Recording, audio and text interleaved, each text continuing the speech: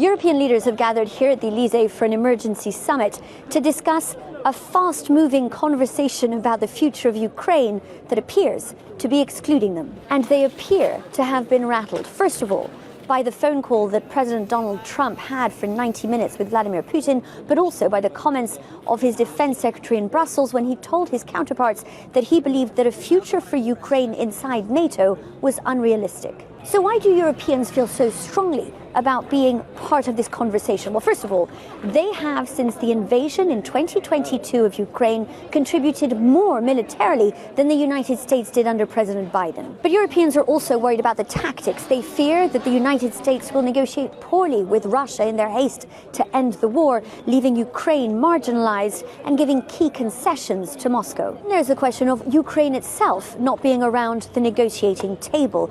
The fear when it comes to that is that the 6 million Ukrainians currently living under Russian rule simply aren't going to get a say in what happens, but also that Europe could then be sidelined in terms of any talks regarding the continental security of Europeans themselves. So this meeting, which has been described by Emmanuel Macron as informal, is a key moment, not just for the European Union, but for NATO, as both try and figure out how to remain relevant in talks not just about Ukraine's future, but Europe's as well.